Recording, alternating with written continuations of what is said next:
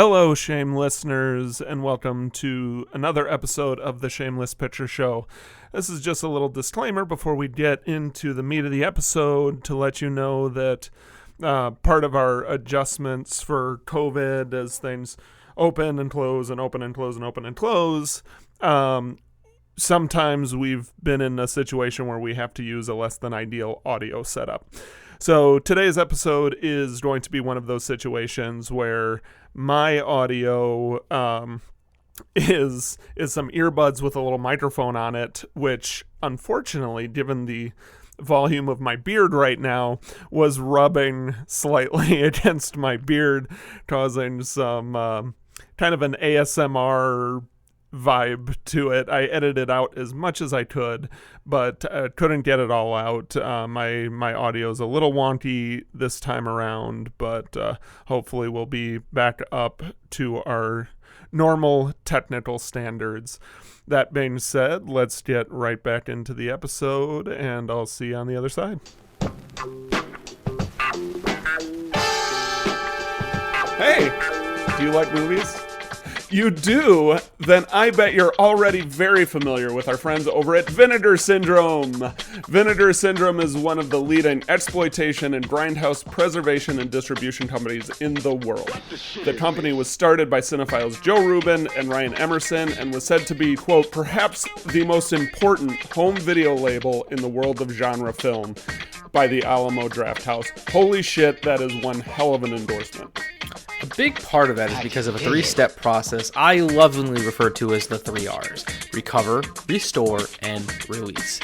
Vinegar Syndrome has an expansive film archive of over 500 feature films, and they also work closely with archival institutions like the Museum of Modern Art, the Academy, MoMA, the Academy Film Archive, the Library of Congress, UCLA, and the Walker Center. I can't even count how many of their releases have either never gotten a physical release or haven't been seen since the days of VHS. Many of these films look better than they have any right to look. My favorite thing about Vinegar Syndrome is that they have their own in-house lab, which they use to restore these films to all of their glory. I can honestly say that I have never seen any grain reduction or digital trickery on their discs. Vinegar Syndrome was one of our first sponsors, and I'm overjoyed to say that they've stuck with us for 5 years.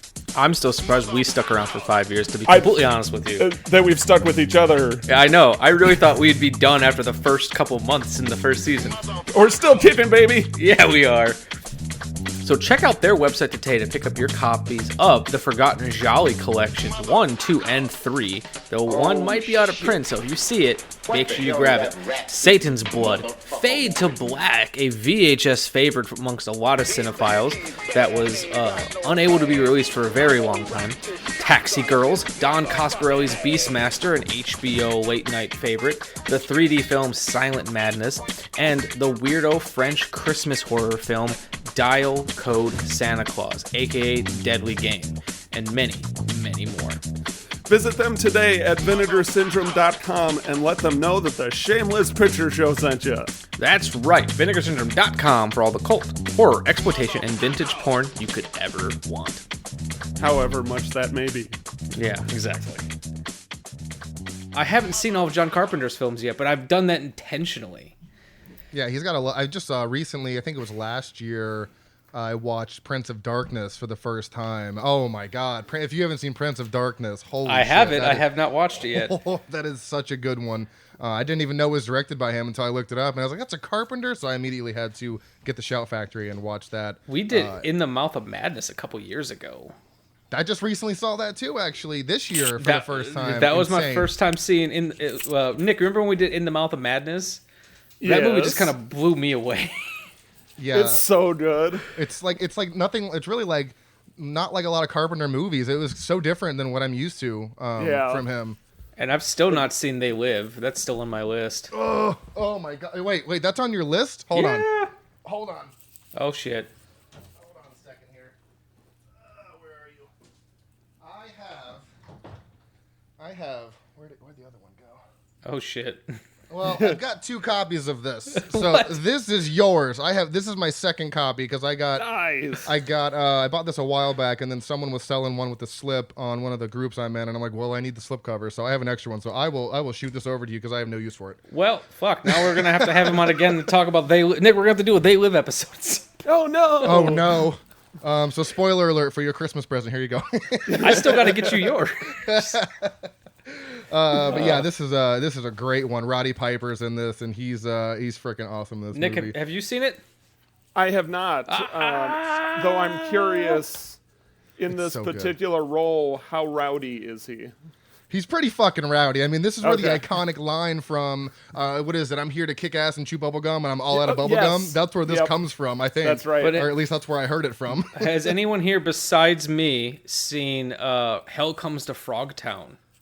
No, that was on the Joe Bob. He did that. I haven't seen it Hell yet, Comes though. to Frogtown stars Roddy Piper. Nick, I might have told you about this movie. I think I might have did. talked about it on the show.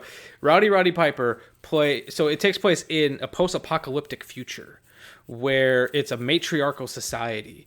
And for the most and society is dying because all men have become sterile. Except for Roddy Piper is the most potent man on the planet. And this group of women essentially capture him, and because he's a criminal as well, and say, it's like, okay, we can either just kill you right now, or you can help us save this woman who's been captured, and along the way help impregnate people to help kickstart the population. And the entire time he's wearing this crazy chastity belt that if he goes too far away will blow off his dick. Oh shit! Oh, and like you hear a title like "Hell Comes to Frogtown," you just imagine like, oh, Frogtown. That's a cheeky name for like probably a rough town. No, there's literal human like frog creatures. Like they get there, and like they literally told me what to expect, and yet I'm still sitting here surprised. In disbelief. Oh, and the title's great because you're like, "Hell Comes to Frogtown." You're like, oh, he's gonna have like it's gonna be like a battle or a brawl. No, his name is Sam Hell. So hell literally goes to Frogtown. Oh, okay. All right. They give the game away in the title, and you don't even realize I know. it. Those are my favorite titles, though. My favorite titles are movies that are so on the nose that you know exactly what they're about.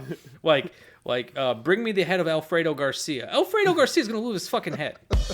I love on the nose titles.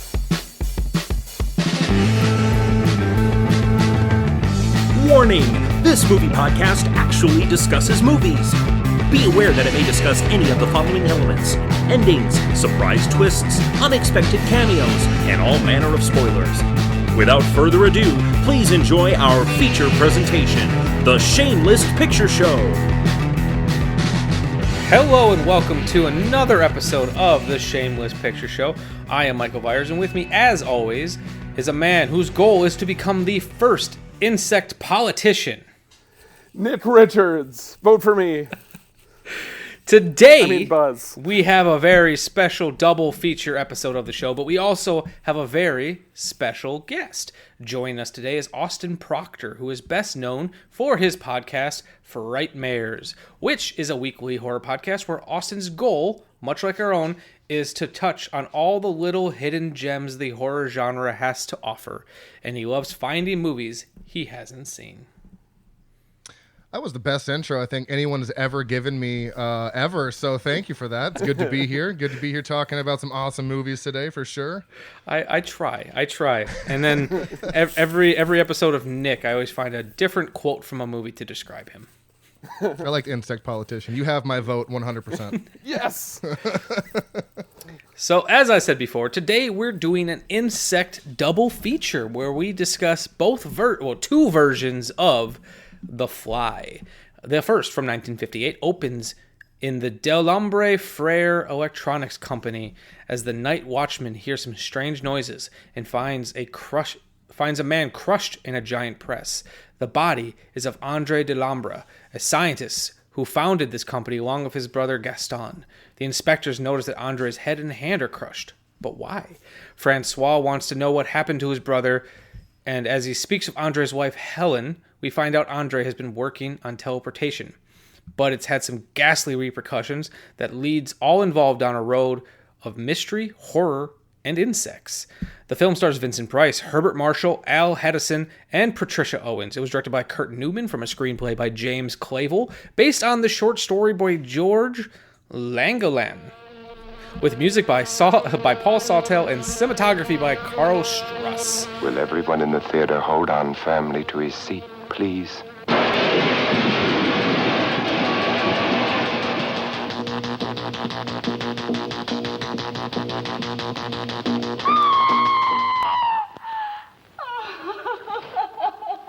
Stop it! Stop it! I'm Vincent Price. What unearthly horror did that girl gaze upon? What manner of incredible thing walked beneath that hood? It would be unfair at this time to show you any more of what went on in that laboratory where a man actually dared to play God.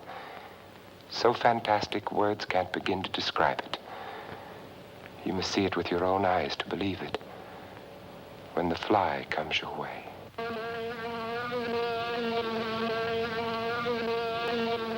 It isn't like any other fly I've ever seen. No! No! No! Please let me look at the fly. I've killed Andre. Please help me. Call the police and... The charge can only be murder. There were no mistresses. I had no lovers. Why did you kill him? God, don't let it get out. Inspector, it's in the garden. Come quickly. As God is my witness, I saw the thing. It's unbelievable. I shall never forget that scream as long as I live. The fly's on its way. Watch out for it. It's far beyond anything your mind could ever conceive.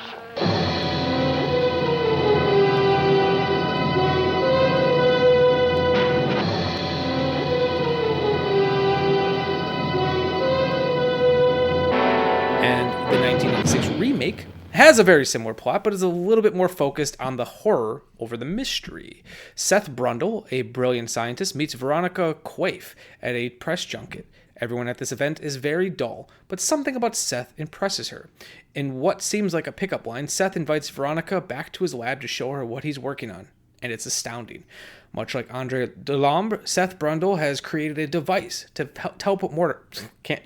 teleport matter from one place to another.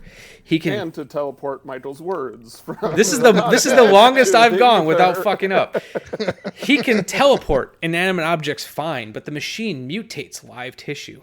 As Seth works to figure out this riddle, him and Veronica fall in love. But right as Seth feels he's on the precipice of greatness, a little fly ruins everything. The film stars Jeff Goldblum, Gina Davis, and John Getz. It was directed by David Cronenberg from a screenplay written by both Cronenberg and Charles Edward Pogue. And based on the same short story, the film features a wonderful score by Howard Shore with cinematography by Mark Irwin. I think you're making a mistake. I think you really want to talk to me. Sorry, I have 3 other interviews to do before this party's over. Yeah, but they're not working on something that'll change the world as we know it. They say they are. Yeah, but they're lying. There is a limit, even to the imagination. Human teleportation, molecular decimation, breakdown, and reformation is inherently purging. Where our greatest creations meet our deepest fears. Something went wrong, Seth. When you went through, something went wrong. You are about to go beyond that limit.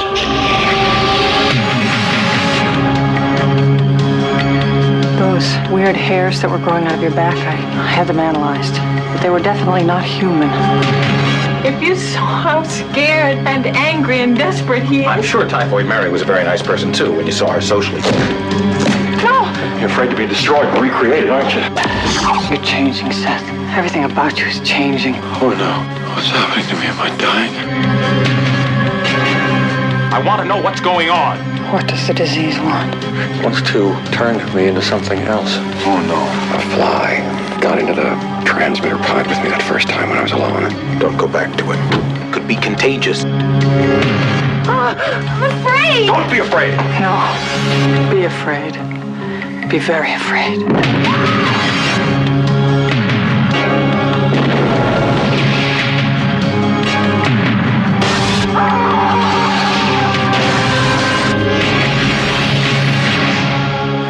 me. Please help me.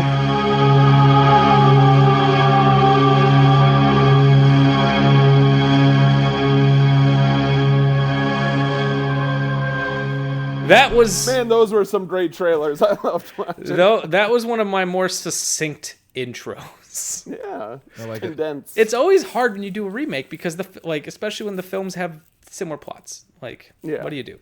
So, as I said before, this is my first time seeing the 1958 version of The Fly, and first time sitting down and watching Cronenberg's version all the way through. But I guess let's go to you guys. What did you both think of the film? Who wants to start? I'll hand it off to Austin. Oh shit! First. Okay, all right. So the original I had never seen as well, and I wasn't sure what to expect because I had seen Cronenberg's, a couple of years ago, and Cronenberg obviously is very goopy. It's very, very disgusting. So, and I knew it was a remake for a while, but going to watch the 50s, I was blown away by the one from the original. Like honestly, I feel like it was way ahead of its time, in my opinion, because. A lot of stuff in that time, not to downplay any of the monster movies going on in that time. Those movies are all great, but this just seems so far ahead of its time to me. And it was quite enjoyable watching that one second, and watching Cronenberg's first, because you're going back 30 something years. That's the order I did. Yeah. And what they did back in 56, 58, you said? Yeah, 58. Blown away. I could not believe what they were pulling off. In that decade, I was very impressed, and I think they play off each other very well because while they do have similar aspects, the story itself is almost completely different because you have like a kind of like a murder mystery going on in the original, and this one is just Seth Brundle as a scientist having Veronica, that's her name, right? Veronica, yep. Keeping tabs on what he's doing. So they're wildly different, but they keep a lot of the same beats. It's very interesting, honestly. They focused it quite a bit. They pretty much took, it's very much like my favorite type of remake where you could Cronenberg sat down and watched it and figured out what he liked about it and just kind of stuck with that. But I will say the mystery even worked pretty well because at the beginning of the film, you see, Francois in the machine and his head's destroyed and his hand's destroyed, and the entire time I'm like, how the fuck is this going to lead into someone becoming a fly? And then I was like, does he become a fly? And it started off so differently. I'm like, okay, this is some murder mystery thing. I don't get how this is going to go into the whole story that I know about the Fly. So yeah, I thought that was quite interesting as well. Nick, what did you think of both versions of The Fly? I think I had a bit of a different reaction, and after hearing your reactions to it, I think it might be in part because of the order that I watched. I watched them in the opposite order. Okay. Now, I had not seen either of these films, so I was reacting to the same, there are some narrative real quick, did you know what the movie was about before you watched it? Yes. Okay. Because of The Simpsons. Which is a pretty solid little remake of the show. Yeah.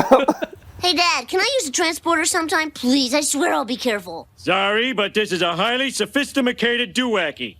If you don't use it responsibly, kablamo! Ow, someone just punched me in the face. It's your mother.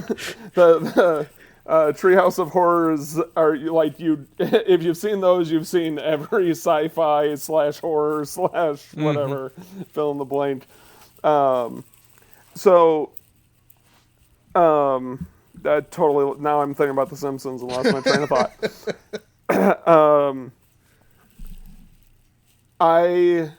The biggest difference between the two that intrigued me was kind of the story framing devices and the differences in protagonists and main characters and heroes between the two, where the first one is the story of the wife. And truly, while necessary for the plot, the scientist that turns into a fly had very little to do with it, narratively speaking. He was locked down in the basement most of the time, not interact. He had such little screen time. Yeah. Whereas the remake put that character front and center, and it was his story. So yeah, watching the remake was a very different experience for me. Did you prefer one or the other? No, they're so different. It's an apples and oranges comparison. I enjoyed them both for very different reasons. That's kind of where I was at. I feel like the remake might be a touch more accessible. Like if I just want to put something mindless on, the remake is good for that reason. However, there is a when watching it, and I was watching it with my wife Amanda. She had never seen it either, and at the time, it actually might even still be true. I think she said it was the most disgusting film she'd ever seen, which I find, kind of charming. Very goopy. Yeah. Has she seen Dead Alive? Yes, we actually watched that one. And that one is she really? Well, okay. Dead Alive is goopy and but I think it being over the top, kind of like that's true. I think kind of desensitizes you. Like The Fly plays it all seriously. That's true, and then the build up to the final creature is quite slow. It's a very gradual step up to the goopiness, as opposed to Dead Alive, where it's just kind of crazy from the get go. Yeah, and like I will say too, it's like I feel like he's become like a living and walking meme over the last couple of years. But can we just talk about the best way possible how good Jeff Goldblum was in this movie? Right. Oh, it's one of my favorite performances of him. He's so kooky and zany, but yet in a very grounded and realistic. Because, you watch that show on Disney Plus, The World According to Jeff Goldblum. It's like he's just being Jeff Goldblum. But I sometimes forget that he could do a performance where he's not just Jeff Goldblum.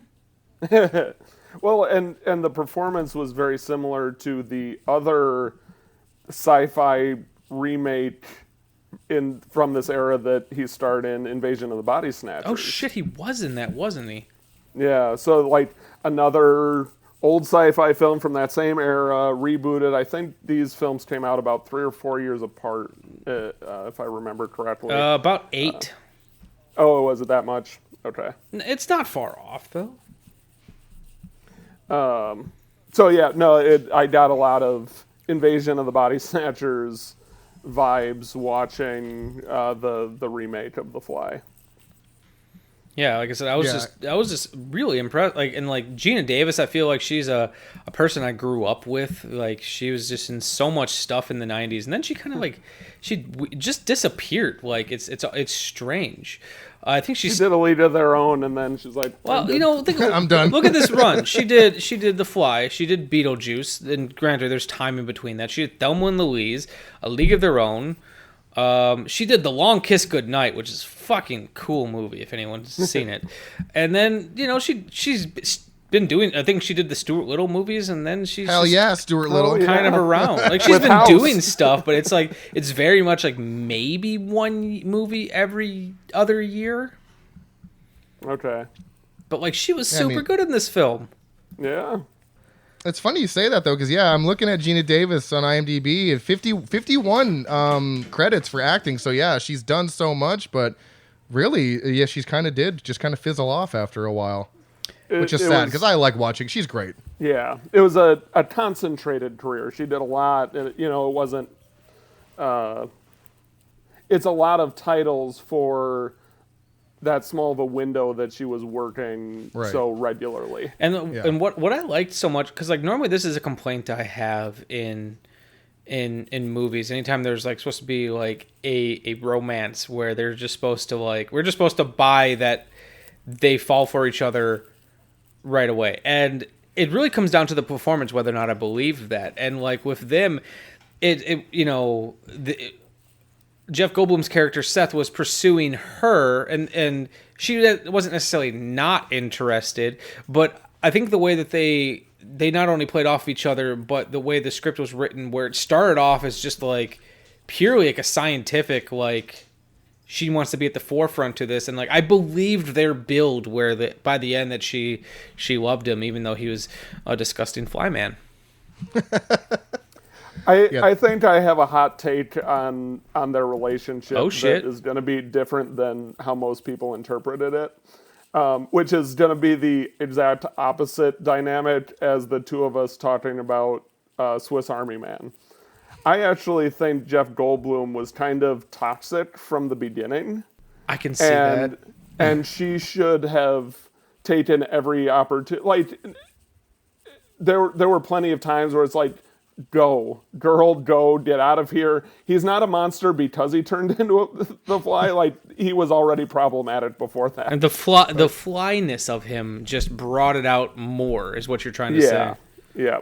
It was an exterior manifestation of the problems that he had within himself. I can tell you right now that I see that exactly, because there's a moment when he wants her to go into the telepods, and she's like, no, I don't want to go. And then he tries to like forcibly put her into the telepods. It's like, that's red flag number one. You need to like, that is force. He's using force. No. Yeah. Time to go. And it was definitely at that point where I was like, okay, he is not I don't like what he's becoming. And then I was also why would you try to feed her a steak that you teleported? Like, that's gross. That's just, I don't want to eat that. If that was the first example of it in the story, then I could have been very easily convinced that it was as a result of these changes that were happening in him. But prior to him teleporting, he got really aggressively jealous about her, her boss, who she did have a previous relationship with. But the way he acted about that was really he flew off the handle really inappropriately, in a way that I think we've kind of been taught by the films and TV shows that we grew up with to think of that as like normal relationship reaction. But it's not. It's fucked up. And then, and so because of that evidence in the story, I would say it's not just a result of the changes in his biology that caused him to then try and force her into the teleporter against her will. So I got two questions. Well, one's more of a thought, one's more just a declarative statement, and the other one's a question. The question is, Nick, first, I guess I'll start with the statement. Who would have thought by the end the rapey boss would be the guy that I'm cheering for? And then two, at what point, Nick, while watching this film, because I'm legit, it's been a while, I have not got a chance to rewatch this since before this episode, and I believe everything you're saying is probably there. I'm probably just misremembering. At what point were you like, fuck Seth Brundle? Like, what was your moment that you were like, it's so early in the film. Was that the party? How early was it? It's when they got back to his place, to his lair after the party. And, oh man, that was so early. that's like 10, and he 15 was like, minutes. "Welcome to my place." And she was like, yeah, all right, let's start this interview because clearly I'm a reporter and you're a scientist and we're going to be talking about this project that you were pitching to me. He's like, oh, no, we can't talk about that. I brought you over here to canoodle, which is fine. But once there's a misunderstanding, then it's like, okay, I see where the miscommunication here is. This is actually a secret project. I'm not willing to talk about it. I apologize. I wasn't clear about. No, he's like, yeah, nope. You don't see all this really cool stuff. Nope. We're just going to get it on. From that point, I'm like, I'm not sure about this guy. And then again, there were more examples that continued to support this theory. Oh shit. That's an interesting take. I like it though. Because I didn't get that at all. But now that you mention it, I'm like, shit. That is all true. This is me rewatching Ghostbusters after Michael is like, I ruined Ghostbusters. Is creepy as hell. I'm like, oh my god, he is. What? So is it almost poetic that, in a sense, he was pretty much already a monster in your eyes, that he actually turned into a monster? That's like poetic justice, almost. Absolutely.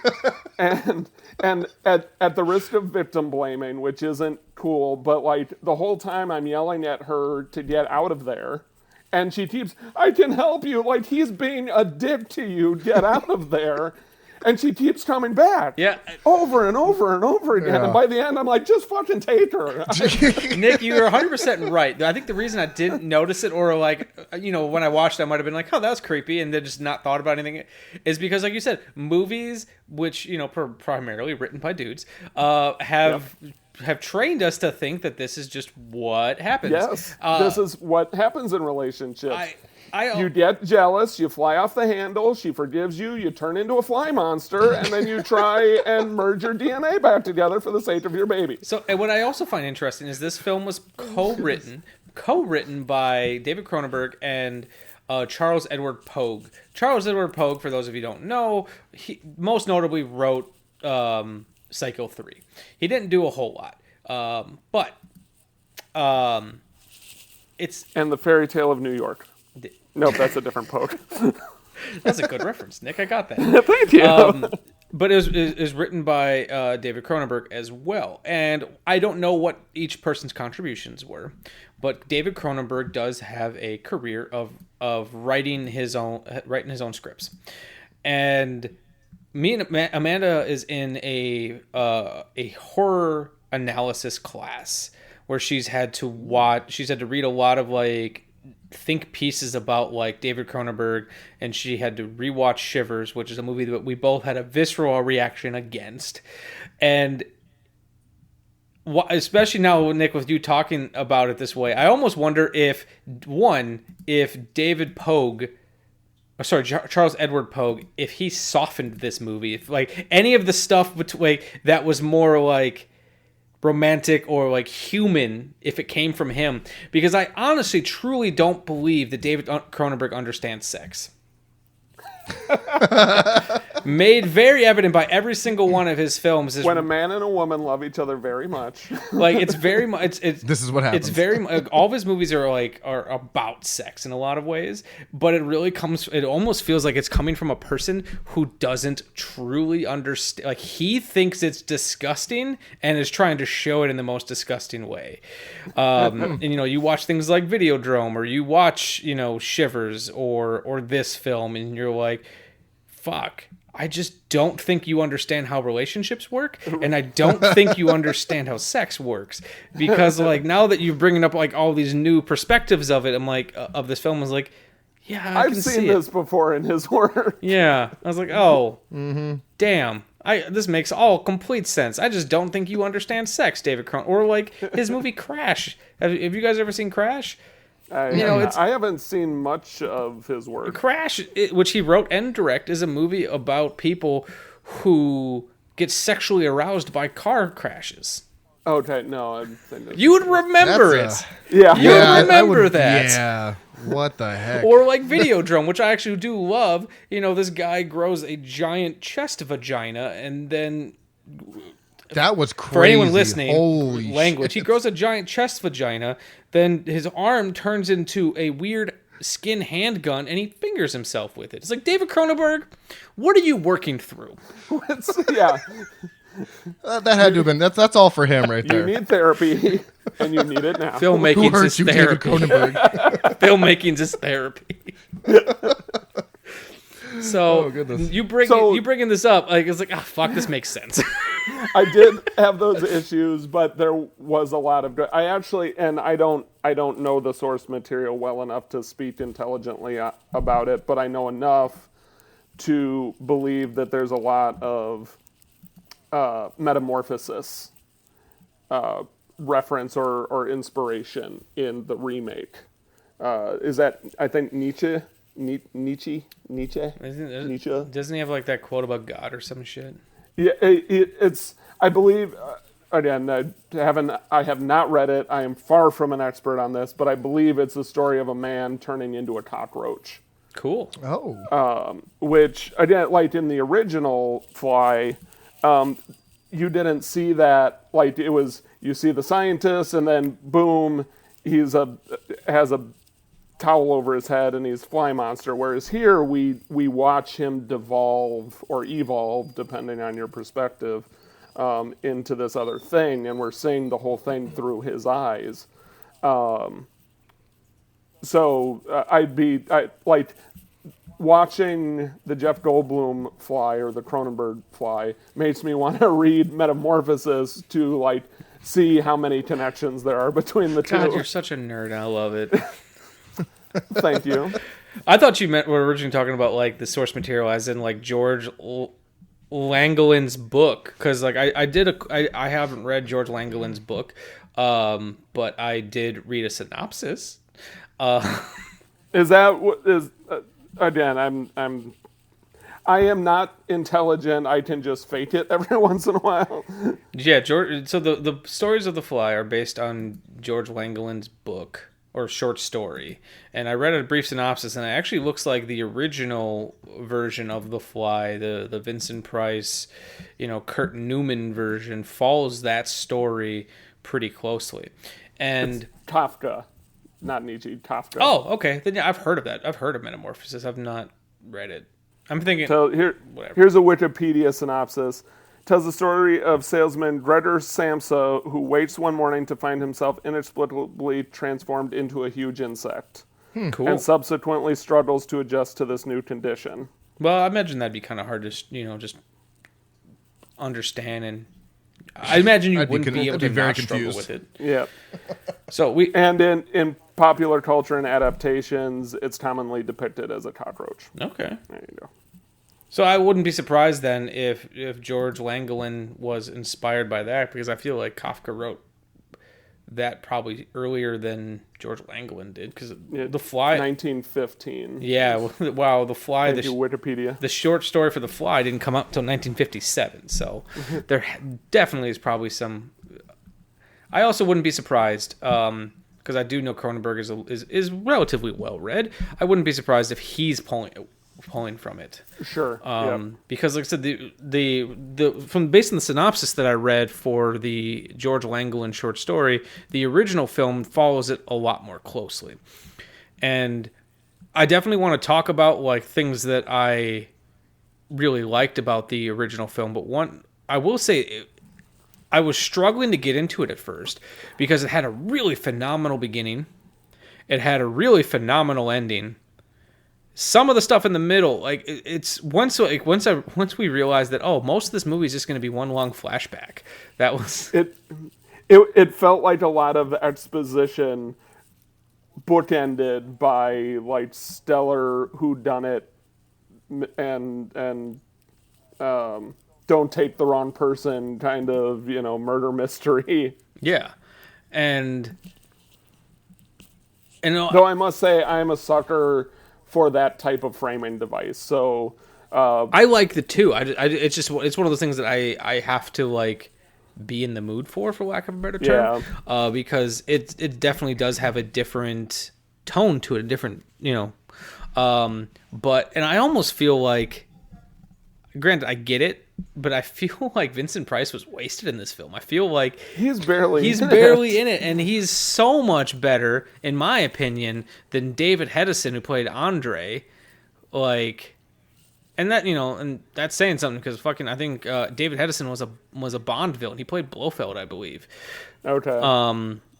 But I anytime that Andre was on camera, I'm like, man, why don't we just get Vincent Price back? And he could play his twin brother.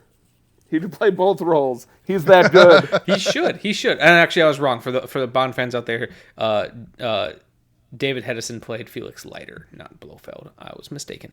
Ultimately, what I want to get around to is I truly thought, I was actually surprised by how good the effects were in the original 50s version, and also like how much that ending stuck with me. Like, that ending legitimately bothered me in a way that... Sorry, continue. The performances of both Vincent Price and I don't know the actor, but the kind of the inspector who was making all of these decisions when they realized what was happening, and they're like, yeah, so we're just going to let her go and not talk about this, right? It's actually a really weak way to end the film, but their performances completely sold it in that moment. It's like, ooh, all that stuff that we were doing that would be the logical way to handle this, yeah, let's just not tell anybody. This is just too fucked up. Yeah, we're just going to let this go. But I bought it. Like, the two of them sold it and made that ending work. Yeah. Yeah, and then like just the pure fucking creepiness of Andre, who I guess we should assume is Andre, being the little fly man in the end, was just fucking bothered me. And then and the tension they built up with the spider coming to legitimately just eat him alive, and the inspector like, what? And then very last minute, like, spats the spider away, and then like the rest of the film, because like we got used to seeing Andre, we got used to seeing the half fly half man, but not the half man half fly. Like that's what the one thing the Simpsons version actually did that the Goldblum version did not, where when the molecules got split, there's two of them. Right, There's the fly that's part man, and then there's the man that's part fly. And so, like, looking back, it's like throughout the movie, and I think her name was Helen, her, like, constant freakouts anytime someone swatted at a fly. I'm like, oh, I get it now. I get it. They set up this, and, it is a bit of a victim of its times, and they're portraying the role of the hysterical woman, but they actually did that character a little bit of justice by, like, then showing you why she was acting that way. Which, again, speaks to kind of what Austin was saying about how it was ahead of its time, and it was not uncommon in this era to show hysterical women being hysterical because of their vaginas, and not because, like, they genuinely went through something horrific. Yeah, like they have emotions that are validated, and I like how how they did that, how they didn't. She wasn't crazy. They give it away too, kind of a little bit in the beginning when someone swats at a fly and she freaks out, and you're like, why are you freaking out? And then as you go on, you're like, oh yeah, this is completely validated. I understand. Yeah. And so I did like that they did that. That was cool. She was an interesting character too, because like I love too that the entire time that Vincent Price is trying to white knight her this entire time, and I love when the inspector was like, well, I think she killed her husband, and Vincent Price's character is like, she could never have handled the machinery, and she very calmly and coolly says, you pull the thing, you do this, and be like, fuck. Oh shit. You're not helping your case, lady. But it's just like I appreciate that, the entire time he's like, a woman couldn't handle this machinery, and she was like, the fuck I can't. I know this may implicate me for murder, but how dare you? First of all, okay. So like I appreciated that. Like I appreciated that, like Nick, as you said, it was definitely it was of its time, but it was doing some different things. Like makeup effects like this weren't really seen. Yeah. Hell, there was blood at the beginning of the film. That surprised me. Dude, that threw me way off. I was like, whoa, there's a whole bunch of blood? What the? This is not normal. I think if you take it in the context of the era that it was made, it was quite progressive. Yeah. And like it was a huge hit. Like for Kurt Newman. Kurt Newman was kind of a journeyman director, originally from Germany. I don't know his career super well, but he had been directing films since 1933. Had done some he had done a lot of genre pictures. I think he did a Tarzan picture somewhere in there.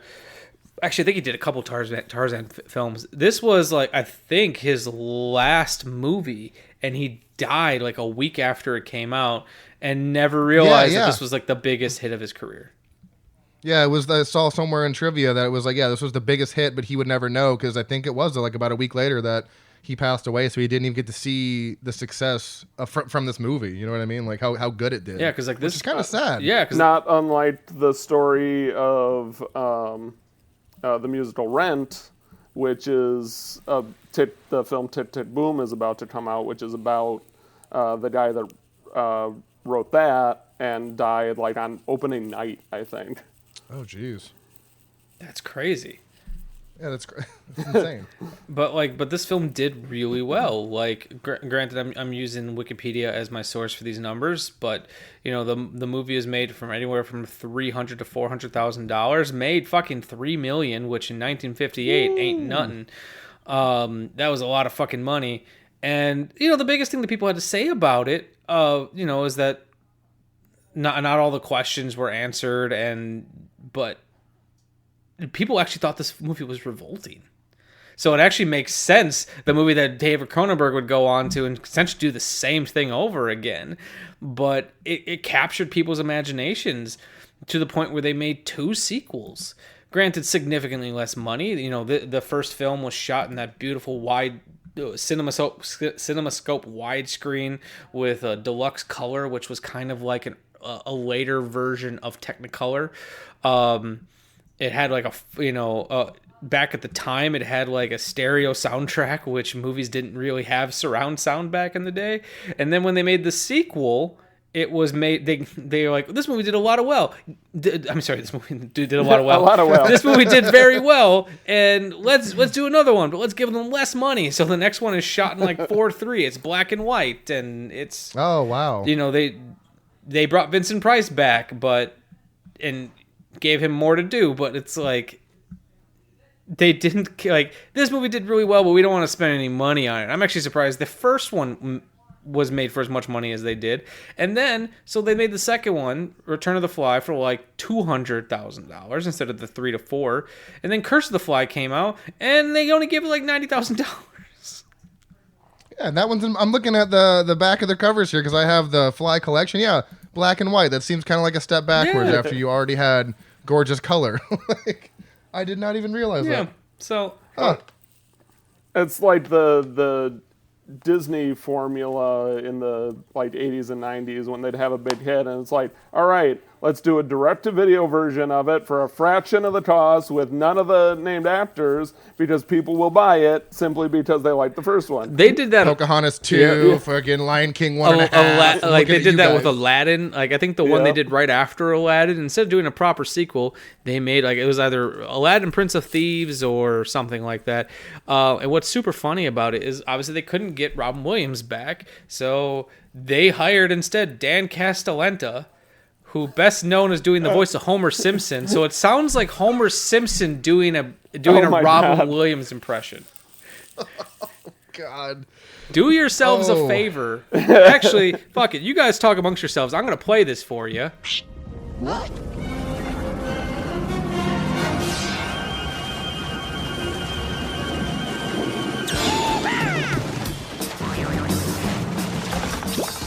He's big. He's blue. He's back. Genie. You came back. Watch the sun burn. Aha. Kidding. Did you miss me? Be honest. Take care of these, my good mammal. Careful, they're heavy. Hang on, I got souvenirs for everybody. Woo, she dances. You saw the whole world already? It's a small world after all. But Agrabah has something that no other place in the world has. You guys! So yeah, it's like I said, it's legitimately just Homer Simpson doing. So, but yeah, that's pretty much it. That, like you said, it's the Disney formula. That's what they like. Yeah. Studios, and even to this day, they're kind of. I think it's getting better. But like, studios hated horror films. Like, oh, this made money. Let's give them another one. And, right. And it's like I said, it's getting better now. Like the fact that horror sequels like The Conjuring or whatever are getting so much money in their budgets is insane. But but hell, even Cronenberg's remake got a sequel, and it was like a fraction of the budget. Yeah. And I think I've seen bits and pieces of it. I think I remember liking it. It stars Eric Stoltz, which is funny. I can think of two Eric Stoltz movies now where he's hideous. It was written by Mick Garris and Frank Darabont, so it had some people behind it, but it's significantly smaller budget. Like, yeah, it kind of sucks. I don't mean necessarily the movie sucks. It just it sucks that they care so little. Yeah.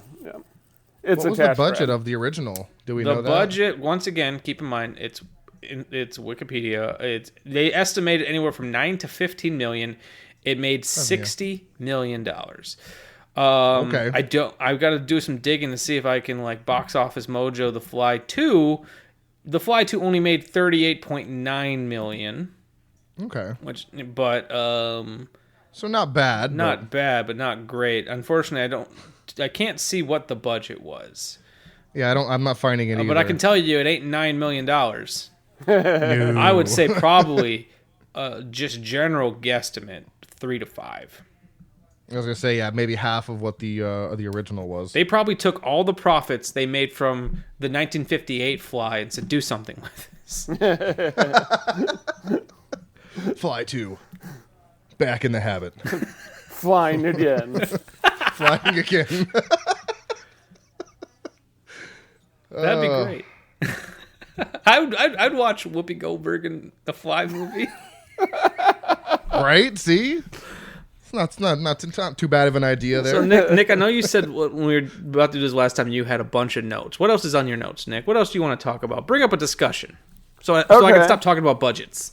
Okay, yes, as thrilling as that is for the audience.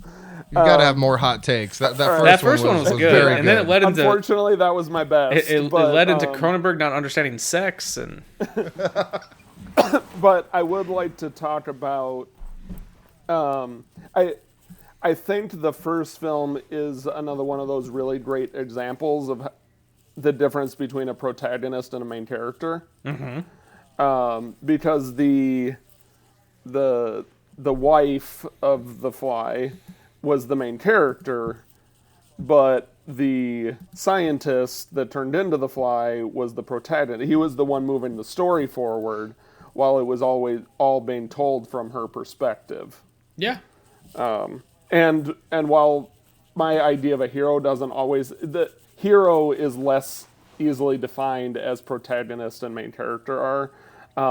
I would say that the kid might be the hero. He was the one from the beginning, like, I caught the fly, I saved the day, you let that out. Okay, now go catch the fly. And the kid is always the one there to like, okay, I'm going to do it, I got it. I'll fix this. He was the one that found the fly in the spider web at the end. Correct. If he didn't see that, then they wouldn't. Then his mom would be in an asylum. And I remember the kids saying too at the beginning of the film was like, "Oh, I caught a fly with a white head," and they're like, "Get out of here, kid! Go release it into the yard." And I'm sitting over here being like, "Kid caught a fly without killing it? Right? Impressive." That's lightning quick, man. Especially one that's half human. Yeah. I also love the idea that the fly is half human, but yet didn't make getting caught any easier. It's the fly brain. It's like, scurry.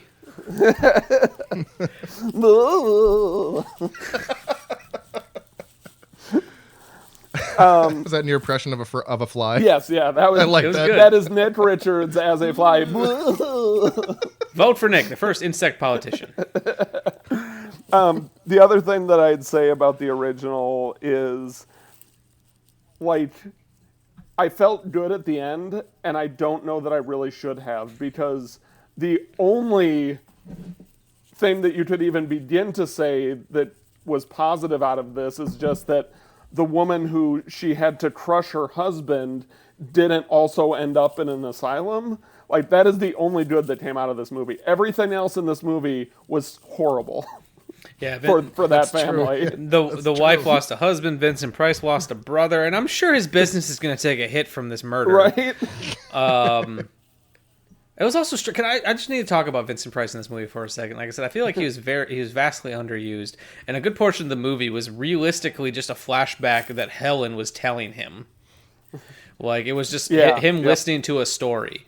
But then, like, I also didn't know what Vincent Price's motivations were. Like, it's like, are you hitting on her? Like, do you are you trying to take over the family? I was really waiting for Vincent Price versus the Fly, being like, you want my wife, Buzz, and go after him.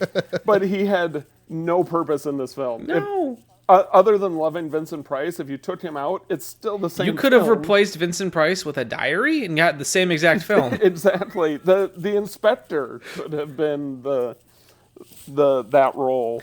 Hell, even the kid be like, "Let me tell you why you can't kill that fly, kid." Yep. I thought Vincent Price, when I saw his name attached to this, I thought he was going to be the man who turned into the Fly. And then he's not, and you're right, he's underused. I'm like, why is he not the main person in this movie? I was waiting, because I knew the basic plot of these two films, but I watched the remake first, because I just wanted something. I didn't want, I wanted something a little more mindless, which, I thought fuck, let's watch The Fly. And I was like, I watched that and I was like, okay. He's like, I got excited. I was like, I want to see Vincent Price play the Seth Brundle character. Like, what's the 1950s version of Cronenberg's Fly? I didn't get that. You didn't get that. I also loved how wedged in it always felt when they were trying to like explain that this family was French. Yeah, no one had an accent. No one had an accent, but then there was this one weird scene where like the kid is drinking wine and it's like, this is a thing we do. Children drink wine. Well, back to the story. I remember the wine because I kept once again thinking of The Simpsons. I was thinking of Euro, Itchy, and Scratchy Land. My kids, they need wine. Yes, yep.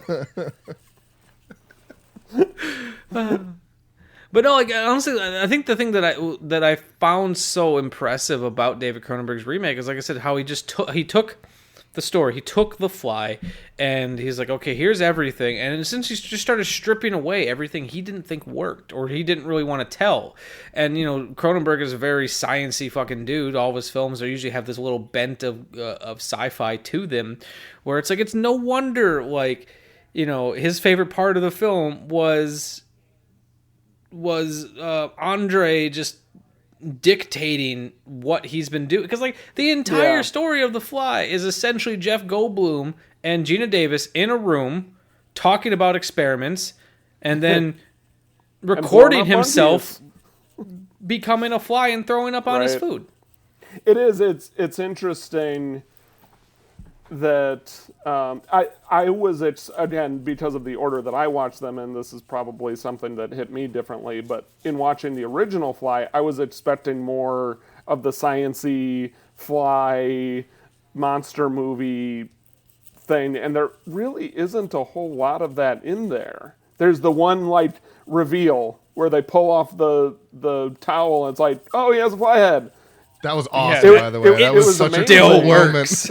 And then the first time we saw the hand, when he brought the hand out, I'm like, oh, gross. Yeah, and then her screaming in reaction, it was just, it was so awesome. And I would almost always err on the show less than show too much. So I do not disapprove, but it was interesting to see that they're like, okay, I'm going to take the very basic one-sentence concept and that thing that they barely showed, and then that's going to be the remake. They didn't remake this film. They took a really simple concept and they made a totally different story out of it. Yeah, honestly, it seems like, granted, I haven't read it. I'm just going off your description. It seems much more like Metamorphosis than The Fly. And now I just want to know like what the cockroach version of this movie would be. And then now you want to read Kafka, don't you? I love this podcast wanting to read Kafka. Is it Kafka-esque? I don't know. I think it's very Kafka-esque. Yes. But like, and then like, it's just, and I'm always impressed by films that can do a full story in one room, because it's a challenge I've never wanted. As a filmmaker myself, it's a challenge. I don't want to fucking write a movie that's all in one location, because I just feel like I would run out of shit to do. But there's like these nice little, I say nice in quotation marks, like little moments throughout, like that. When he starts doing gymnastics. Yeah, or like his that was his little museum of Seth Brundle that he was collecting, and honestly, just Jeff Goldblum talking to himself in fly makeup for an hour and a half. That's what this movie is. Well, this movie works because of Jeff Goldblum. Like, you can listen to him say anything for an hour and a half and you're entertained. And I love Gina Davis. Like, she was a huge asset to this story. That's not to say that like Jeff Goldblum stole the show, but I could listen to that man for 2 hours saying anything and it would be entertaining. Yeah. I agree. Wholeheartedly agree with that statement. Like, and that's, and like, I'm just trying to think, it's like, who else was a big star at this time in the film, or the time this movie was made, and like, I can't imagine anyone else playing it. Like, John Lithgow was offered the role of Seth Brundle, and I can't picture that version of the movie. Interesting. Yeah, he actually turned it down because he said it was too grotesque. That sounds about right. And like, I can't imagine anyone else doing this movie. I'm trying to think of like who was big around that time. Let's see, 1986. I mean, we got like Harrison Ford, Bill Murray. Bill Murray Eddie in this Murphy. movie would have been strange. That would have been. Though I think I'd have the same opinion of that opening sequence. Yeah, when he invites her over to his place. Yeah. All right, so here's the top grossing films of 1986, just so we can get an idea of what this film could have been. Number 1, Top Gun. Val Kilmer could have made this movie work. Tom Cruise could not. Yeah. Crocodile Dundee. We could have had a Paul Hogan version of the. That's not a fly. This is a fly. And then his face just splits, and I'm actually kind of into that. Platoon, which had Willem Dafoe, and I could see Willem Dafoe doing this movie. Oh yeah, Willem Dafoe. Okay, I mean, I could see that. It's a different movie, but it would work. Karate Kid Part 2. We all want the Ralph Macchio version. Oh God, yeah. Star Trek 4: The Voyage Home. Kirk as a fly. Oh, the best one. Back to School. Could have had a Rodney Dangerfield version of The Fly. Oh shit, that would have been a completely different tone. I'm on board with Aliens. Okay. The Golden Child, which, I think Eddie Murphy could have potentially done this. Eddie Murphy Fly could have worked. I'm going back to Aliens, and Jeff Goldblum and Sigourney Weaver in this era had the exact same haircut. They did. They did. That's a good point. Okay, Sigourney Weaver Fly. Which, fun fact, if you look up Aliens on Wikipedia, and how on the side they'll say it's directed by, screenplay by, story by, yada, yada, yada, starring, it just says Sigourney Weaver. There's no one else in the movie. As it should be. And then some movie called Ruthless People, and then Ferris Bueller's Day Off. So, I don't know. I still stand by, I can't imagine anyone at this time making The Fly work. Like, especially as well as Goldblum did. Yeah. Yeah.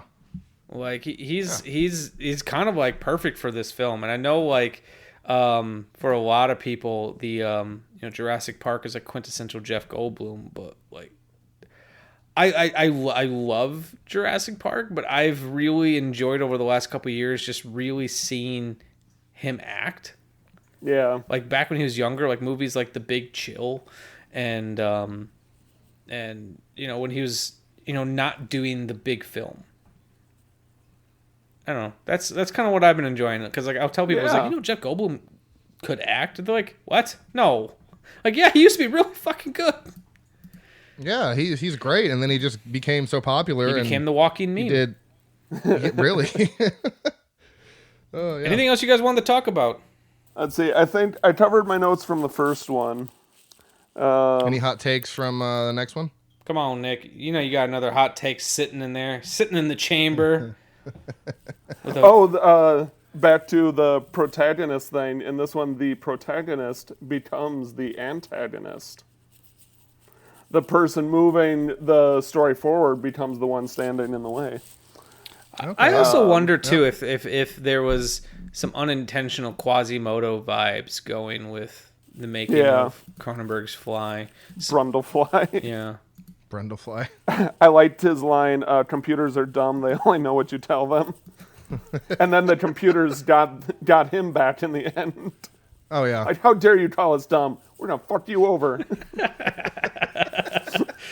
It's almost as good as your take, Nick, of that horses are the real enemy of Gone with the Wind. They killed so many horses in that movie. I'm pretty sure at one point every someone just tragedy in that film was based around horses. You go back, you watch Gone with the Wind, and tell me that they treated horses fairly.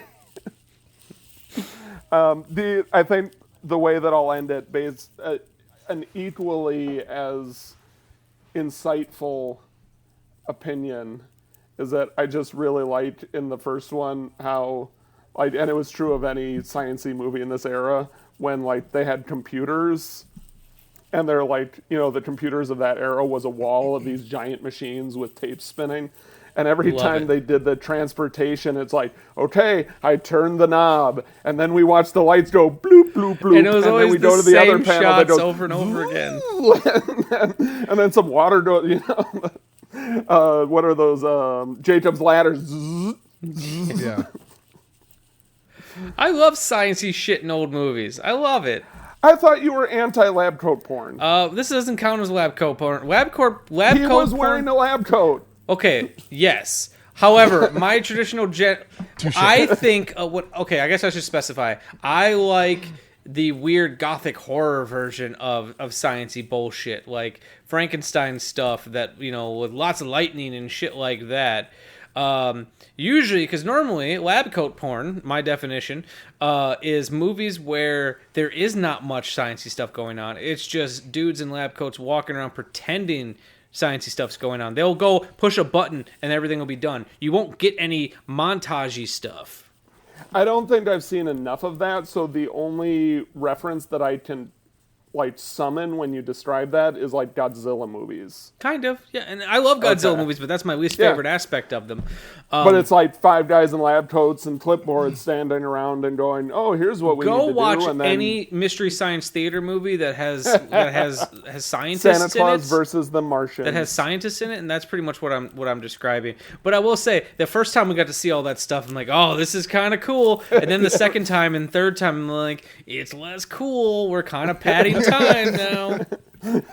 I agree with that though, because I thought I was very blown away by the effect they were using, but then by the third time you're like, all right, maybe we could have used a different angle or something. Make your computer do something else. Do something else. We paid for this. We're gonna get our use out of it. It's like Lloyd Kaufman. That's true. It's the 50s. Lloyd Kaufman paid good money to have a car flip in Sergeant Kabuki Man NYPD, and he uses it in every movie since.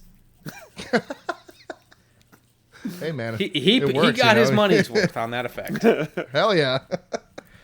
So I think the real takeaway from this episode is that secretly, Michael actually really enjoys lab coat porn. Okay. Maybe. As long as it doesn't overstay its welcome. After 10, 15 minutes, you'll be done. Yeah. You don't need too many money shots.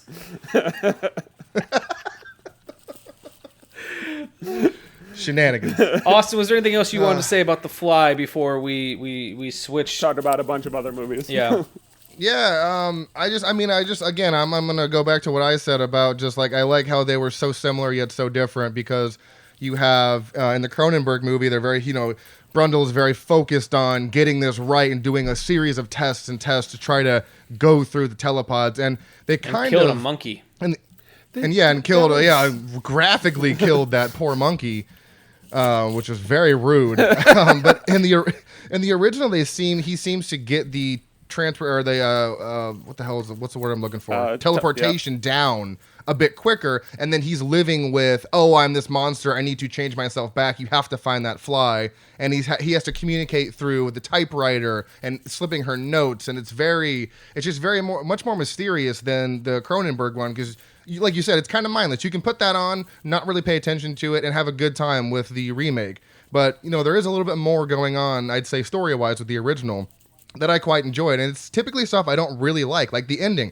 Typically, I'm not really a fan of that kind of ending, or the flashback that is the whole movie is essentially one flashback. For some reason, it just worked, and I really enjoyed it. And I enjoyed them both very well. I think I enjoyed the Cronenberg one just a little bit more because it's the perfect example of what a remake should be, because you're not trying to do it shot for shot. You're not trying to go in a completely different direction. You're keeping the beats of the main part of the story alive and adding what you liked about that original movie and kind of fleshing it out a little bit more. I guess I kind of have a hot take on remakes, because I feel Evil Dead does the same thing. I really, really like the Evil Dead remake, and I know most people don't. I love it. But I feel like they took what the original was and then just made it super gory, and just took what they liked from the original to make it a kind of a different movie. But these are both very enjoyable, like I said, and I liked the original a lot more than I really thought I was going to, because of just how they portrayed the story. So all in all, fantastic films. You know what I found interesting about the original is so little actually happens in that movie. Like, there's... Like, if you went down and just kind of outlined the plot points, you would not have very many bullets. Mm-hmm. Yeah. But I was, even though it was simple, and I would argue relatively calm most of the movie, I surprisingly, and in a way that I can't explain, I wasn't bored. Like, I'm surprised that I wasn't bored by this movie. Right. Because I so feel the same little way, is yeah. happening. Yeah. I can't point to something and be like, oh, here's where I lost interest. I was captivated the whole time I was a bit in a trance from it in a positive way. They did something magical there that I can't put my finger on. Yeah, it just worked. Yeah. Really, it worked. Yeah, I agree. Yeah, and it's honestly not the like I said, both versions were not the versions of the films that I was expecting. And the remake was not what, like, I can't say the remake wasn't what I was expecting because it's, I watched them in reverse order, but it was like watching that original film was like, I don't know if that's the way I would have went with this film. Remaking it. Honestly, like, my dream version of this film would have been The Fly would have been an hour and a half long version of Columbo, and it would have been Peter Falk trying to, like, figure out what happened. I would watch the fuck out of that. Lieutenant? Lieutenant. Is this where he works? Yes, it is. Just wonderful. Marvelous office. Yes, it is. Spacious. Yes, it is. Conference room? Yes, it is. Very handy, isn't it? Yes, it is. Wonderful. I mean everything, the decor, the paneling, I'm the glad you windows. like it, Lieutenant. But really, Mr. Markham doesn't permit anyone in his I see office... he likes unless- music. Yes. Has it right here in the office, huh? Yes, he does. Plays it while he's designing. Classical stuff? Uh-huh. My favorite. Just love it.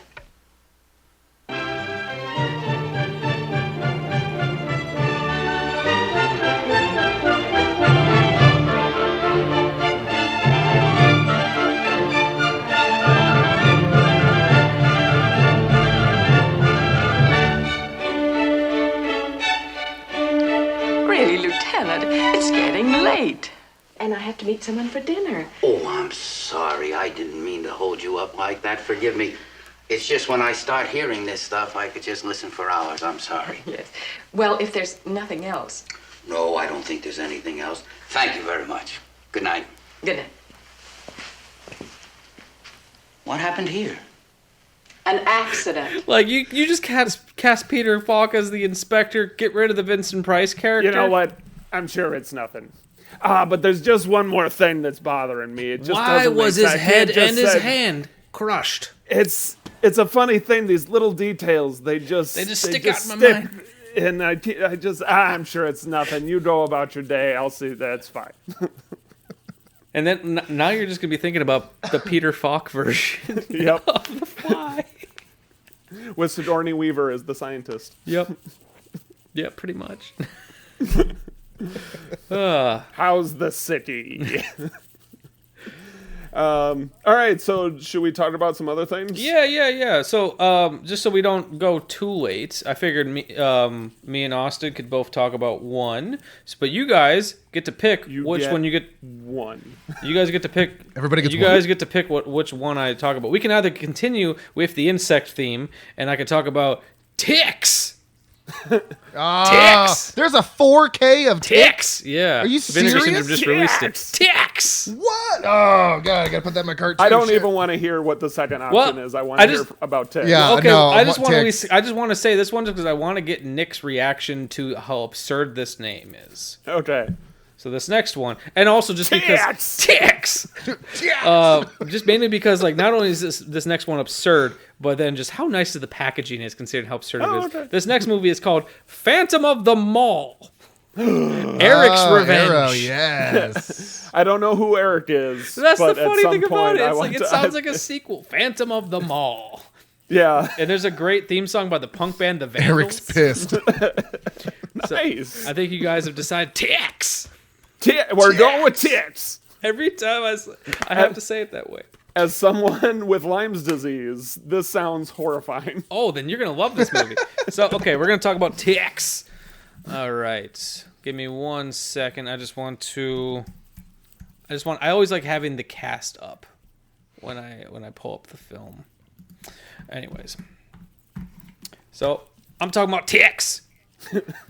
So, back of the box for ticks says, an assortment of unruly misfit teens have all been forced to attend camp at a wildlife preserve to commune with nature. What they don't realize is that nearby in the woods, an illicit marijuana growing operation is underway, and the weed farmers have been using pesticide, which has had one very unintended side effects. It's turning ordinary ticks into giant, ravenous bloodsuckers. One of the quintessential creature features of the early 90s, Tony Randall's Ticks, pays loving tribute to 1950s giant Tony monster. Randall? Tony Randall, who directed Hellbound, Hellraiser 2, and Amityville. It's About Time. Okay. Which is one of my favorite titles of all time. It's About Time. It tells you what the movie's about. I think you've killed Nick. Oh, God, Nick. Oh, what's that? What's that no. new Amityville movie about? I had to take my headphones out. What's that new Amityville movie about? It's About Time. The movie's about time travel. Ticks pays loving tribute to 1950s giant monster movies, updating the formula by adding copious amounts of slime and heavily increased bloodshed, starring Seth Green, Alfonso Ribeiro. Yeah. Rosalind Allen, and a very memorable performance by Clint Howard. Vinegar Syndrome presents Ticks to 4K UHD for the very first time in a never-before-seen extended version featuring comprehensive interviews and commentaries with the film's key creators, including producer Brian Usna and Ticks creator and effects supervisor Doug Bestwick. Or Bestwick! So this was actually on my 31 Days of Horror for this year. Nice. I did an all 90s 31 Days of Horror, and I watched this one. It was awesome. I loved it, and I have to get that 4K because I couldn't find it anywhere. Is that did that just get released? Let's find out. Yeah, because I looked for it to buy the Blu-ray because I was like, it's a movie about ticks from the 90s. I gotta have it. Like, I need it, and I couldn't find it on the Amazon. Well, so you should probably go through vinegarsyndrome.com. I should probably do that. It is right now on sale for $37.99. Normally, Michael, looks like you're getting two 32-cent checks. Wait, what was the other one? We talked about this at the beginning. I typed in Vinegar Syndrome on Amazon, and that did not get the result that I wanted. Hell Comes to Frogtown. There we go. Okay. They also have another movie called Blades, which is about a killer lawnmower. Okay, getting that one too. You got. It's so funny that you just said that because we just did an episode on inanimate horror, like Killer Jeans and something else. Meant to be. So, anyways, Ticks is a direct-to-video horror film from the 90s, also known as Infested, which is great because Clint Howard actually has a line at one point where he just screams at the camera. He goes, "I'm infested!" And then he has this thing that bursts into the woman's face. It's disgusting. Yeah. It is awesome. So, as the back of the box said, Ticks is about I can't do it over and over again. Is about a group of troubled teenagers who have to go to commune with nature. It's very much like Friday the 13th Part 5 in that way. And Seth Green, he has some phobias about being in the woods. His father, who is a drunk, left him in the woods for 3 days as a child, and he struggled to get out. So he's really fucking not sure about going to the woods. But, he's a very able-minded kid and wants to do the best. And what I actually kind of like about this film is normally you have these body count movies and you have people who are all friends. None of these people know each other. So it's there's kind of some tension. Carlton plays a thug, but not really. He has got this great name. His name is Panic, and his name is Panic because he never does. But he actually gives a really kind of amazingly grounded performance later on in the movie, and has the most heartbreaking scene. Spoiler: when his dog dies, it breaks my heart because It's not okay. He's actually really good in this movie. But so the story is less important. These kids are going out to these woods to like commune with nature and to learn to be better people. But as I said, there's a weed farming operation going, and the pesticides they're using has a really dangerous effect on the ticks, where they become like this fucking big and they scurry across the ground. And as they bite you, they scurry into your skin and they infest you and they explode out of all your porpoises and shit. And there's I don't know if that's a word. I assure you, all of your dolphins. I assure you, it's a word, not the one you were looking for. Pores. Although I will always say that now. My porpoises. My porpoises. My porpoises are infested with ticks. So they get fucking huge. And it just becomes this survival movie, very low budget, but in a very charming way. Like near the end of the film, they actually have this great scene where the forest is fucking on fire, and they intercut between miniatures in a really interesting way. Does the weed farm go up? Oh yes, it does. And then like they have like almost like this little Night of the Living Dead scene where the weed farmers who beat the shit out of Carlton's character and left him for dead are in the house with the people who are trying to survive, and then it becomes them versus the ticks, and just chaos ensues. At one point, once again, spoilers if you haven't seen ticks. The ticks infest Carlton's body, and he explodes and becomes a human-sized fucking tick. It was surprising. I didn't expect. Yeah, I didn't fucking. No, if you want a movie that's got Seth Green fighting off against monsters with a shotgun, if you want a movie that's got Clint Howard saying, "I'm infested," and is blowing up. If you want rapey, deranged weed farmers who get their comeuppance, if you want kids who, troubled youth who have to survive in the woods and really don't like being out in the woods, and one kid never wears a shirt. If you want ticks, this is the movie for you. So I love how you're like, if you want X, then you'll want this, and your list of those things were things that no one would want. I think everyone listening to this is going to go buy ticks because of that list. That's a ringing endorsement for sure. As Austin pointed out, this is a 4K UHD release of Ticks. Really good-looking transfer to it. I'm going to get a little nerdy and inside baseball here for a moment. Transfer on this film was really good, considering it was made off of an interpositive. An interpositive is part of the filmmaking process. It just really has one job. It's there to make it internegative. It's not really used for presentation in any way, shape, or form, but it doesn't give you as good of clarity as like an actual original film negative does, but it's still really good-looking. I didn't notice any real issues with it being too soft, which you can sometimes get when you use an interpositive, but I was really impressed by the HDR10 grade on the film because it added a lot of color, but it never affected the skin tones, which sometimes they can, and it just kind of breathed new life into this movie that whenever I was like, I looked up pictures of it and it just often looked kind of drab. It added a lot of color without it making it seem like it was candy coated. Candy-coated ticks. Yeah.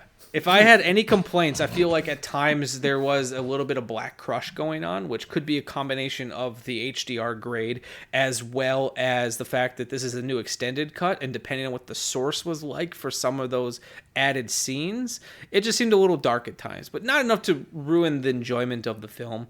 And actually, the film has a really pleasing stereo mix. It just adds a lot of depth to the music, and the music's actually quite a bit of fun in this movie.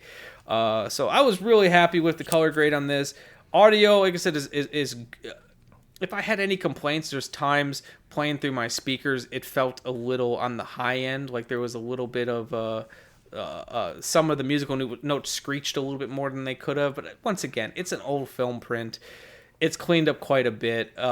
Just some of the high notes felt a little like, ooh, gotta turn it down a touch. Black Crush sounds like a hipster cocktail made out of squid ink. Hey, who's stopping you? Who's stopping you?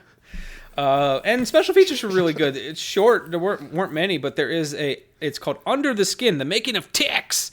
an extended 3-part making of documentary with Tony Randall, actress Rosalind Allen, and special effects supervisor Doug Beswick, and a bunch of other people. And you said that was an extended? Yeah, I think it's only by maybe 3, 4, 5 minutes. Not very long. It's just extra, not too much. Extra gross out ticks action. Yeah, that's what I'm talking about. Ticks. So Austin, you got one, and then I gotta go find some dinner. All right, you guys get to pick as well. I've got 5 over here, but I'll pick 2 that I think have the coolest names and coolest art. Are any so the first insect one, related? I fucking wish. God I damn really wish, but I know. I'm sorry. I'm looking back now. Damn it, I wish. So I've got Dead End Drive-In. Okay. That was actually the first ever Arrow title Amanda bought for me. It was a Christmas gift. Oh. And then Jesus Shows You the Way to the Highway. That one. That one. The title sells it. Yeah, I haven't. Dead End Drive-In I like quite a bit, but Jesus Shows You the Way to the Highway. That sounds like some cold-blooded shit you'd say to someone before you cap them. Jesus will show you the way to the highway. or it's fade to black. Or it's a 5-minute film where a guy named Jesus is working at a convenience store and he's like, "Hey, I think I got off at the wrong exit. How do I get back?" Oh, hey, what you want to do is get on 304, head back left. It also sounds like it could be a potentially religious gay porn. Yeah. It's a lot. The possibilities are endless with the title like this. I got 5 blind buys from Arrow when they did their Shocktober sale, and I saw this one. Saw it had a 3.3 on Letterboxd, and I'm like, that's all the information I need. If it's above 2 stars, I'll probably watch. Exactly. All right, so I'll read you what's on the back of the Blu-ray here. It says, the year is 2035, and Special Agent Gagano dreams of leaving the CIA to open a business with his wife, Malin. Before he can hand in his registration, however, a strange cyber virus attacks Psychobook, the CIA's operating system, forcing Gagano to enter cyberspace via virtual reality to combat the threat. Before long, however, the virus starts to reach out into the real world, disestablishing the fragile socio-political order for its own ends, and Gagano, trapped in the VR world, must find his way out before it's too late. I'm sorry, what did the CIA name their operating system? Psychobook. That seems a little off-brand for the CIA. Psychobook. And that is the only problem that I had with that. I also have to. I love that they went with the book theme. Facebook. Yeah. Even before it was a thing. Psychobook. Yeah, this came out in 2019. That wasn't unintentional at all. So this is. So, and then it says, featuring encounters with an Irish accented Joseph Stalin, a kung fu fighting Batman, and Jesus Christ himself, to name a few. Jesus Shows You the Way to the Highway is absurd, audacious, and like nothing you've experienced before. I mean, literally, it's got. I think that's supposed to be right there. I think that's supposed to be Joseph Stalin right there. I do believe you've got some USSR scythes or whatever that shit is back there. And then, a whole bunch of... there's Kung Fu Fighting Batman right there in the middle. I didn't even see that. Like, there he is right there. Like in Adam the West Batman. Yeah, Adam West. Adam West. Oh, did we just lose... We did. Did we just lose Mike? I think he was like, "Fuck you guys, I'm done with this," and left us. No, he accidentally hit the back button. My mistake. I was like, oh shit, what did I say? Fuck this, I'm done. How dare you? That's what... you never say Adam West's name on this podcast. Adam West. Oh, I actually reviewed a movie of Adam West not too long ago called Hell Riders, which was Adam West in his, Adam West in the 80s, fighting off against a gang of rapey bikers. It was terrible. Oh, wow. If you what want year was that from? Adam West in the 80s and rapey bikers, then that movie's for you. He wears like a really lame baseball cap the entire time and a tracksuit, and I think that's just how he showed up to set. They worked it into here. Like this is what they we're worked doing. it into the story that he like jogs or whatever. But I think he just showed up like that, and like I don't do a costume change, baby. It's not my contract. I was thinking it was more of, all right, I'm ready for costuming, and they're like, yeah, we don't have costumes for this. I just think of like Beetlejuice. You I just think of Beetlejuice. That's why I don't do 2 shows a night. I just won't.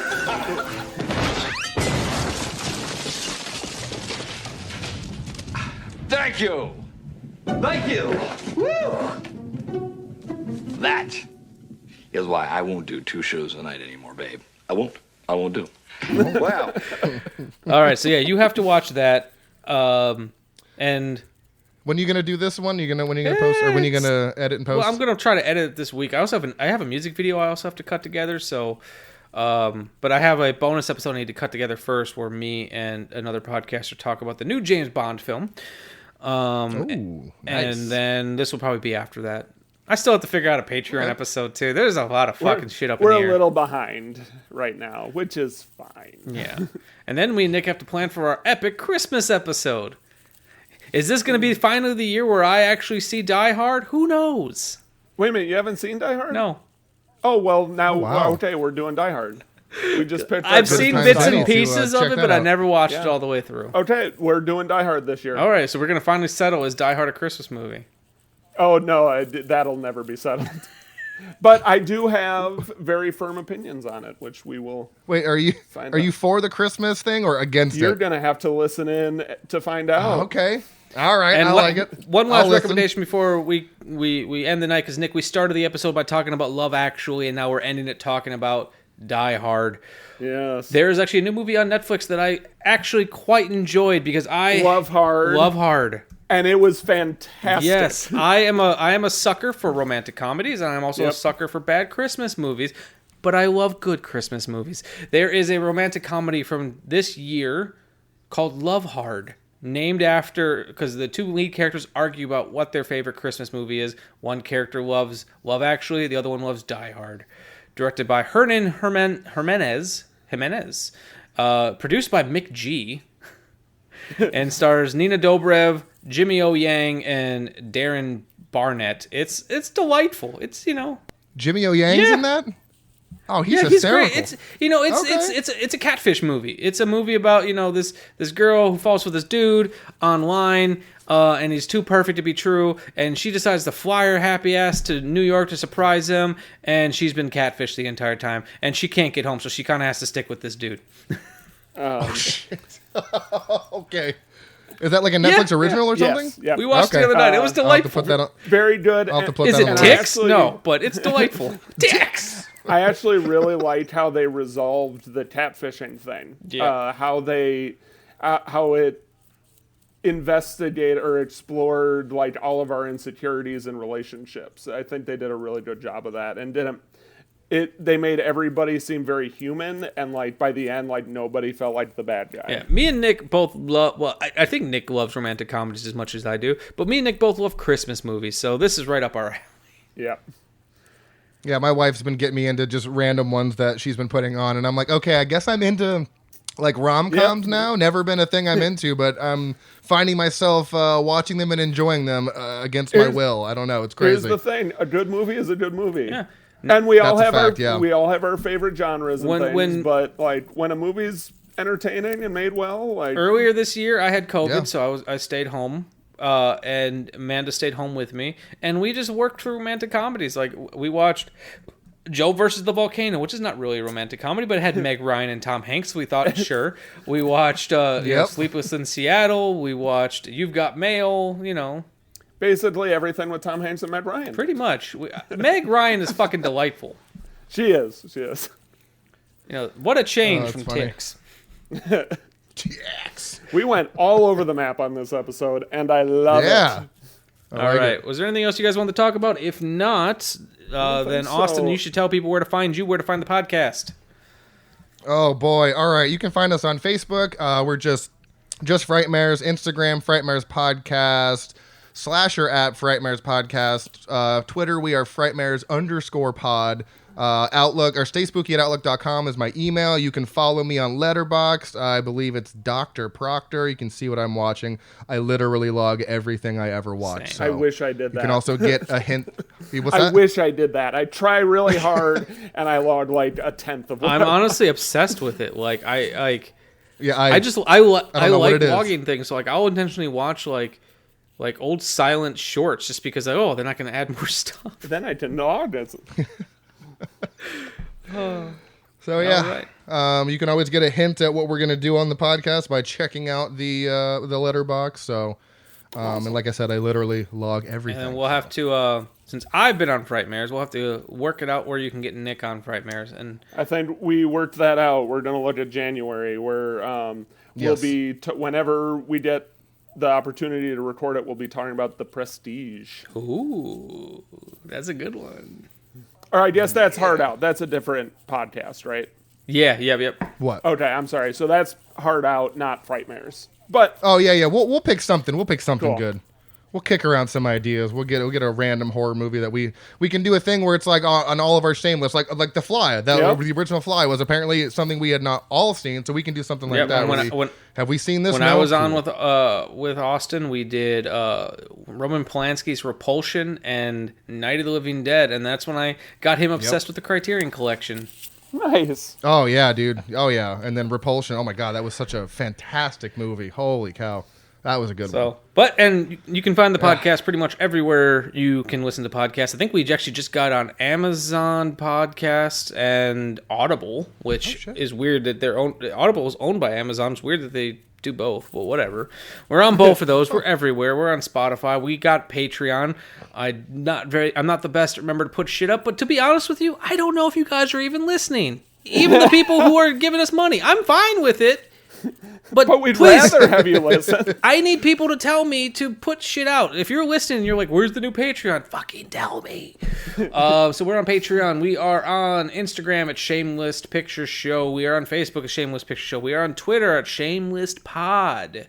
You can find me on Letterboxd. You can find me on Instagram. You can find me pretty much everywhere. Just Michael Viers or Michael_Viers. Some variation of that. Nick is fucking nowhere. He has gone off of social media, so don't even try looking. I am on Letterboxd, and that's it. So that's it.